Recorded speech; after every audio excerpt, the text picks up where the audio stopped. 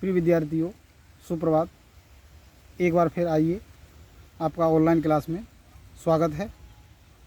कल हमने निदानात्मक परीक्षण और उपचारात्मक शिक्षण, diagnostics test and remedial teaching के बारे में कुछ अध्ययन किया था और उसी में हमने जाना था वस्तुनिष्ठ परीक्षण। तो आज हम उस वस्तुनिष्ठ परीक्षण की जो विशेषताएं हैं, लाभ और हानियां हैं, उसके बारे में जानेंगे। तो वस्तुनिष्ठ परीक्षण है, उसके बारे में हमने कल ही जान लिया था कि ऐसा परीक्षण, यानी इस परीक्षण के अंतर्गत हम उन प्रश्नों को लेते हैं जो निश्चित उत्तर वाले प्रश्न होते हैं। यानी यदि उसके उत्तर को बदल दिया जाए तो उसके 0 मार्क्स मिलते हैं। यदि वही उत्तर रहा तो हमें 1 नंबर मिलेगा, या जितने भी नंबर निर्धारित किए गए हैं उतने ही हमें मार्क्स मिलेंगे। तो इसके जो लाभ हैं और हानियाँ हैं, उसके बारे में हम थोड़ा सा जानने की कोशिश करते हैं। तो सबसे पहले हम जानेंगे इसके लाभ।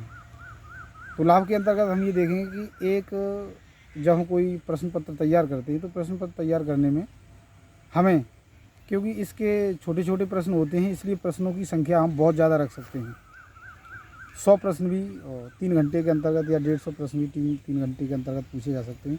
अर्थात हमारी जो सिलेबस है, उस पूरे सिलेबस को हम प्रत्येक बिंदु को टच कर सकते हैं, क्योंकि प्रश्नों की संख्या ज़्यादा है। और इसमें बच्चे की जो भाषा कौशल है वह प्रभावी नहीं होती। यानी यदि उसकी भाषा पर पकड़ नहीं है तो भी वह वहाँ पर कमज़ोर कड़ी साबित नहीं हो सकती। ऐसे ही उसका जो लेखन है वह भी, यानी वहाँ पर जो उसकी राइटिंग है, उस राइटिंग के कोई प्रश्न नहीं काटे जा सकते, क्योंकि राइटिंग का कोई महत्व नहीं होता। एक प्रश्न पूछा जाए और उस प्रश्न का उत्तर यदि उसने सही दिया है, राइटिंग चाहे कैसा ही हो, उसको पूरे मार्क्स मिल जाते हैं। जैसे मान लीजिएगा हम ये पूछते हैं कि वर्तमान में हमारा जो उत्तर प्रदेश राज्य है, उसके मुख्यमंत्री का नाम बताओ। तो सिर्फ एक लाइन का, एक शब्द का उत्तर होगा योगी आदित्यनाथ, तो उसको पूरे नंबर मिल जाएंगे। और यदि वो वहीं पर मान लीजिएगा उत्तर दे देता है मनोहर लाल खट्टर, तो फिर उसको 0 मार्क्स मिलेंगे। ऐसे ही हम और भी उदाहरण ले सकते हैं। कोई मंत्री का नाम पूछ सकते हैं। मान लीजिए पूछा जाए कि हमारे जो भारत के इस समय विदेश मंत्री कौन हैं, तो उसके लिए एक ही उत्तर होगा। और ये मैं आशा करता हूँ कि प्रिय विद्यार्थियों, आप इसका जवाब दें और कमेंट में लिख के बताएं कि हमारे जो वर्तमान में विदेश मंत्री हैं वो कौन हैं।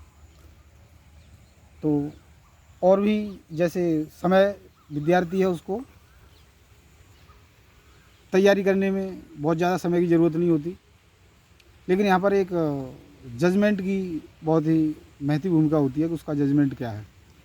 और जो ये तो विद्यार्थियों की दृष्टि से हो गया। अध्यापक की दृष्टि से देखें तो अध्यापक को भी उसका जो मूल्यांकन है उसको करने में बहुत ज़्यादा वेरिएशन नहीं रहता।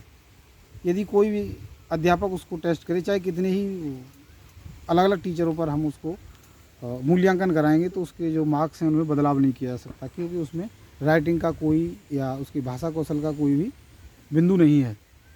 तो अध्यापक है, उनको भी बहुत ज़्यादा मेहनत की ज़रूरत नहीं है।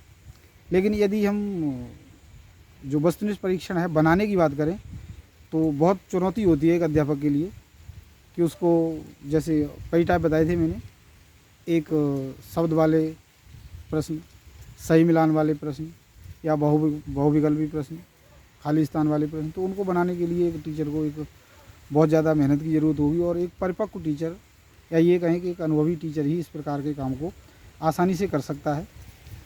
तो ये थोड़ी सी समस्या भी थी। अब हम जानते हैं कि इसके लाभ जान लिए, अब हम जानते हैं कि इसकी जो बुराइयां हैं वो क्या हैं। सबसे बड़ी बुराई ये है कि ये नकल प्रवृत्ति को बढ़ावा देता है। एक क्लासरूम के अंदर चीटिंग बड़े आसानी से यहाँ पर की जा सकती है। तो उससे बचने के लिए जो एग्जामिनर हैं वो वैसे काफ़ी, यदि ये कोई बहुत अच्छा अनुभवी टीचर है तो उसको रोकने के लिए अपने जो प्रश्न पत्र है उसमें विविधता ला सकता है। जैसे आजकल आपने देखा होगा, जो प्रतियोगी परीक्षाएं होती हैं तो उसमें पेपर्स कोड बनाए जाते हैं, और उन पेपर्स कोड में जो प्रश्नों की संख्या होती है वो ABCD कोड में प्रश्न वही होते हैं, लेकिन उनका क्रम चेंज होता है। तो वो आपस में एक दूसरे से, और समय कम देते हैं इसीलिए कि वो आपस में डिस्कस ना कर पाएँ, कि वो डिस्कस करेंगे तो उनका पेपर छूट जाएगा।